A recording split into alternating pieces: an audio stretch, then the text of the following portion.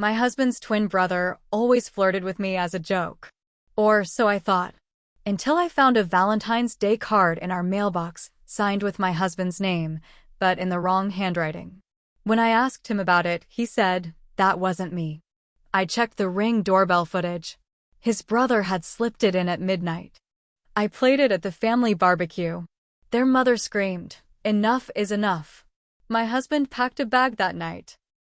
His brother called me a month later to say, I still think about you. I blocked them both.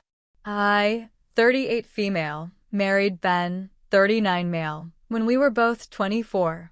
We grew up in the same small town outside Denton, Texas, and everyone expected us to end up together. We started dating in our senior year of high school, got engaged during college, married 2 years later. He was my best friend. Ben had a twin brother, Brian. Identical. Same face, same height, same voice. But completely different personalities. Ben was quiet, thoughtful. He taught 6th grade history. He liked grilling, woodworking, watching baseball with a beer in hand. Brian was louder, flashy. He worked in car sales, had a new girl every few months, always had a joke ready, always trying to be the center of attention. When I first met Brian, I thought he was funny, charming even. He flirted, but it was the kind of thing people would laugh off. You sure you picked the right twin? He'd say. Or, I'd never let you do the dishes if you were mine. That kind of thing. Ben always rolled his eyes at him. Ignore Brian. He's always been like that. I did. For years. Then things shifted. It wasn't just the flirty comments anymore. It was the way Brian looked at me when Ben wasn't around. Lingering. Like I was something he wanted. At family dinners, he'd lean in too close. Once, he put his hand on my lower back and left it there for a second too long. I brushed it off. I told myself I was imagining it. I should have trusted my gut. Last February, right before Valentine's Day, Ben and I had a stupid argument. I think it started because I forgot to take the trash out and he said something snappy. It spiraled. We didn't speak much that night. He slept on the couch. The next morning, I found a red envelope in our mailbox. No stamp. Just to my love written in thick black pen. I figured it was from Ben. Maybe his way of apologizing. The card was simple. Hearts around the edges. Inside, in slanted handwriting, it said, You've always been mine. Even if you didn't know it. Ben. I felt sick reading it. Not touched. Not loved. Sick. Ben doesn't write like that. He prints everything in neat, careful block letters. The kind of handwriting only a teacher has. The note looked rushed, sloppy. The message felt off too. Not like him. Not at all. I showed him the card after breakfast. What's this? I asked, holding it up. He looked at it for 2 seconds before saying, That wasn't me. You didn't write this? No, that's your name. I didn't write it. He wasn't angry. He wasn't defensive. He looked scared. Quiet scared. Like he'd just seen something he couldn't explain. I stared at him. I didn't even know what to say. I walked away. But something kept nagging at me all day. Around 9 p.m., I checked the Ring footage from our doorbell camera. And I saw him. Not Ben.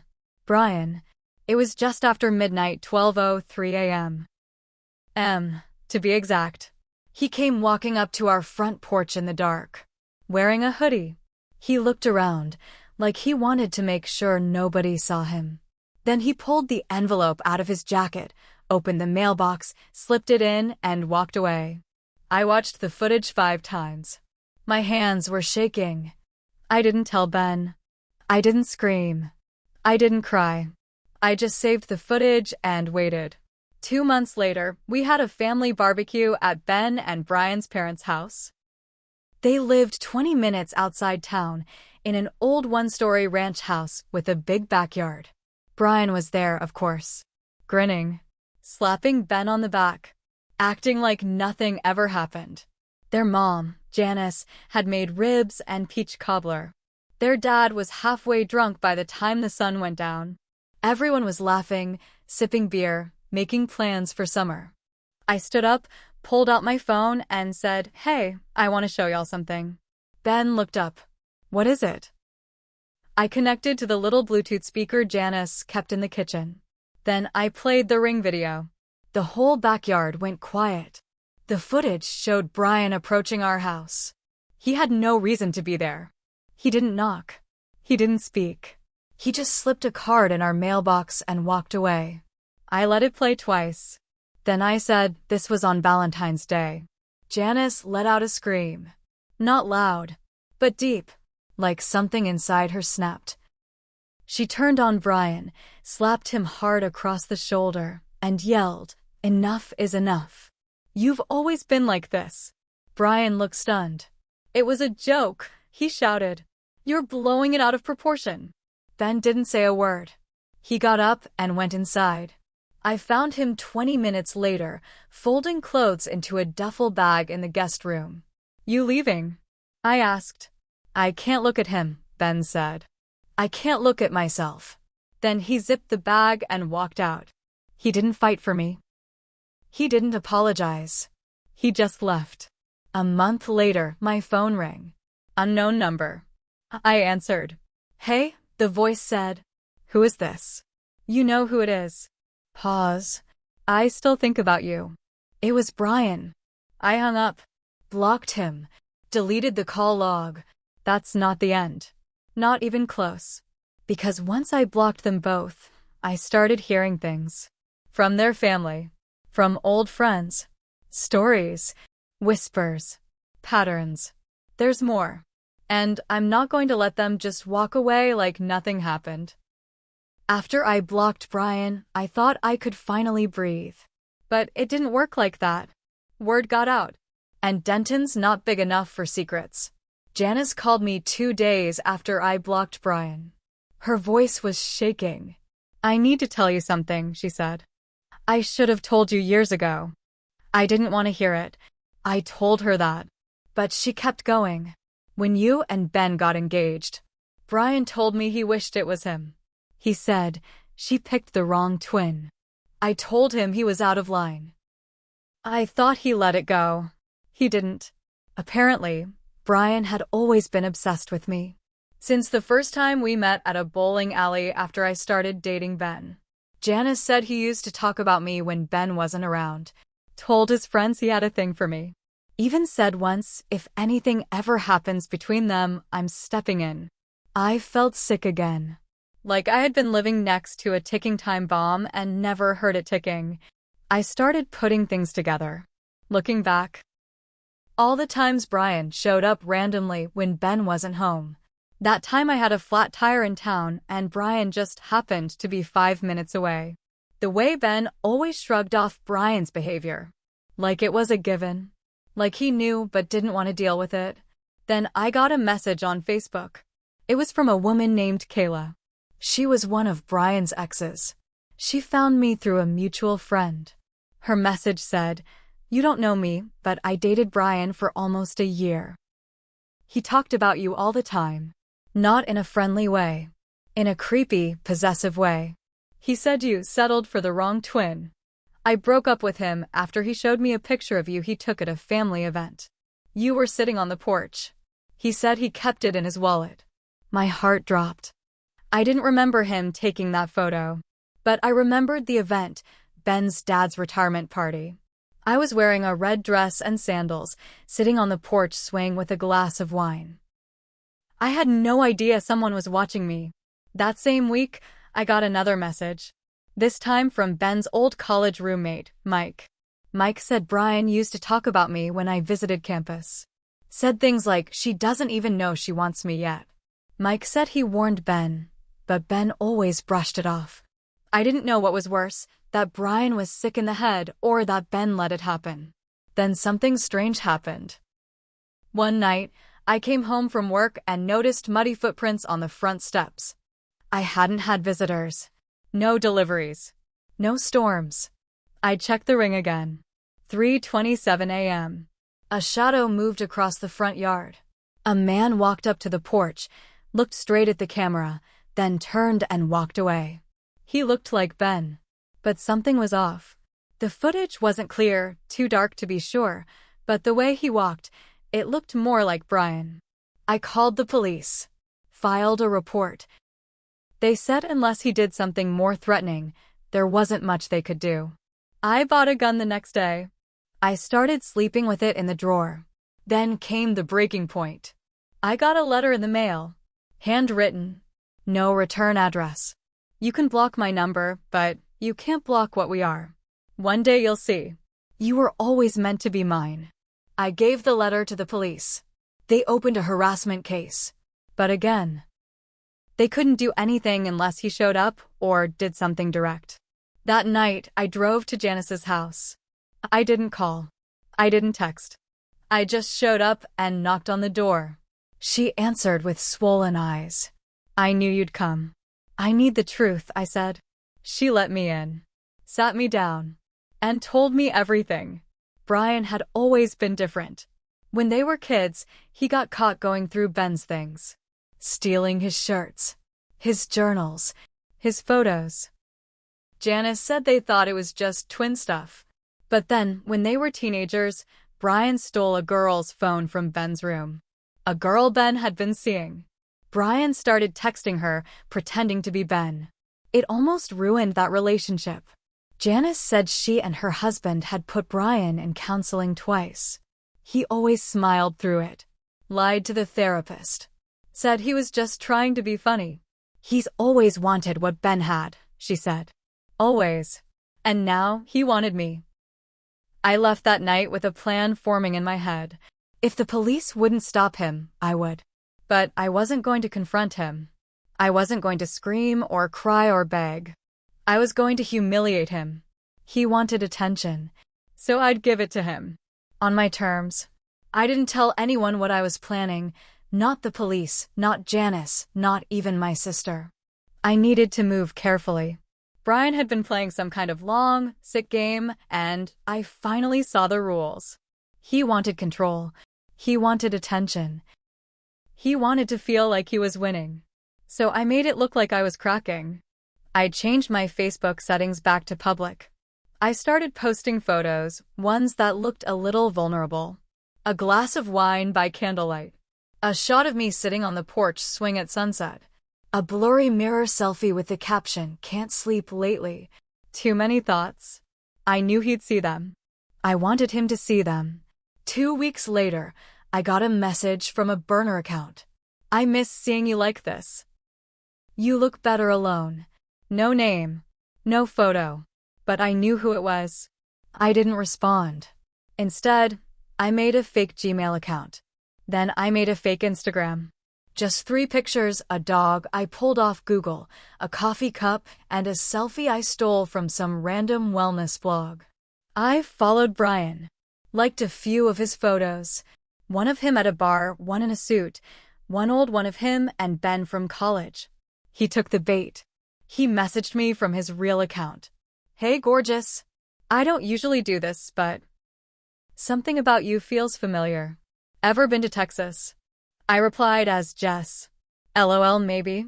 You look familiar too. What's your story? We messaged for a week. And I saved everything. Every word. He flirted like he was trying to win a bet. Told Jess that he was done with good girls, that he'd been burned by someone too stuck up to know what she wanted. He sent a shirtless photo. I nearly gagged. Then, on day 8, he sent this. I used to be in love with someone. She was married. To my brother. I think she loved me too, deep down. I still think she does. She just doesn't want to admit it. I had him. I printed everything, all the messages. I sent a full packet to the officer working my harassment case. Then I took it a step further. I contacted Kayla again, his ex. I asked her if she'd be willing to speak to the police about what Brian had shown her. The photo, the way he talked about me. She agreed. And then, just for good measure, I dug up Brian's old texts to me from years ago. Ones that seemed innocent back then. Things like, "Don't wear that dress around me again. You'll kill me. Or, if you were mine, I'd treat you better. They didn't seem so innocent anymore. The detective called me 2 weeks later. We're opening a formal investigation. Between the letters, the messages, the past behavior, it's enough to get a protective order. Possibly a charge if we can prove intent. Brian didn't know yet, but his world was about to get smaller. Then I got the call from Ben. "Can we talk?" he asked. It was the first time I'd heard from him since he left. We met at a diner off Highway 77. Neutral ground. I told him up front I didn't want him back. I wasn't confused. I just wanted answers. He looked 10 years older. His face was drawn. His hair was thinner. He wasn't wearing his ring. "I didn't know how bad it was," he said. "I thought he was just being an ass." "I didn't know he was stalking you." "You let him push every boundary for years," I said. "You never stopped him." "I know. And I have to live with that." Then he told me something I didn't expect.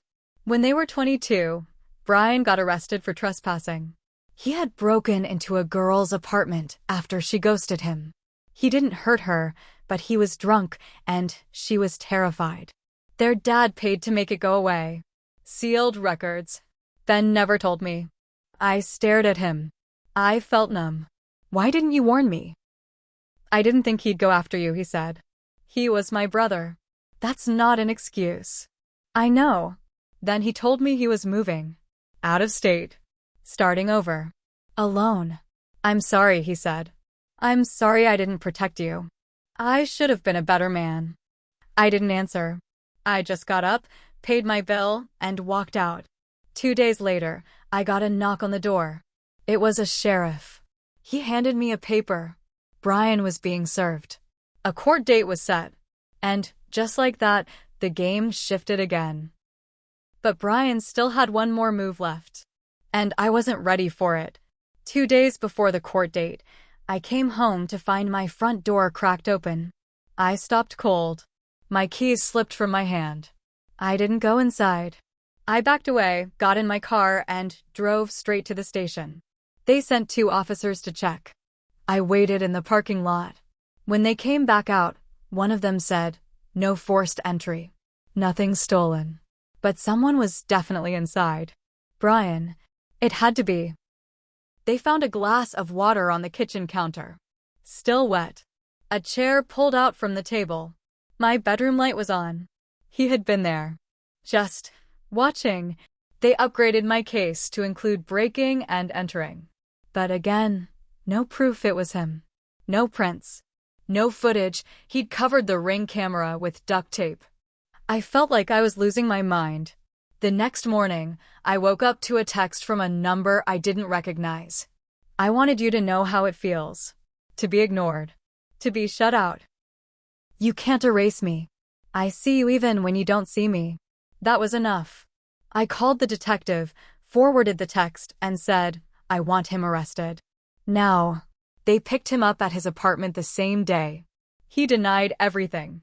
Claimed I was setting him up. Said we had something real and that I was just mad because I missed my chance. But when they searched his place, they found the red Valentine's card. The original one. Hidden in a drawer under his underwear. They also found a small photo album. All of me. Photos from birthdays, BBQs, Christmases. A few of me standing in my backyard.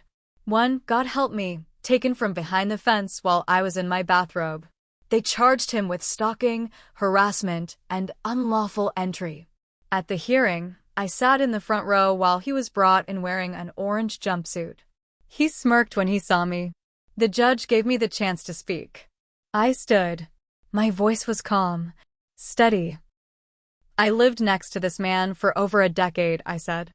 "I thought he was family." I laughed off the jokes. I ignored the weird looks. I let myself believe it was harmless. But it wasn't. And I wasn't safe. Brian looked down. "I want every woman in this courtroom to know, you are not crazy. You are not overreacting. If your gut tells you something's wrong, it probably is." He was sentenced to a year in county jail, with 5 years probation after. It wasn't much. But it was something. Ben moved to Oregon.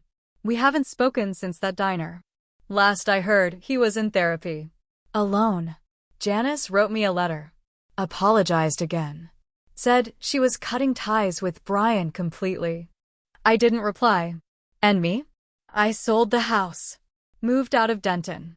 I live near Waco now, closer to my sister. I'm going back to school. Slowly getting my life back. But I won't pretend I came out clean. I ignored things I should have dealt with. I trusted people who didn't protect me. I stayed silent for too long.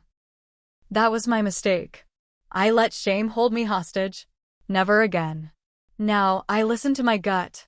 And if someone ever crosses me like that again, I won't just burn the bridge. I'll light the whole damn street on fire.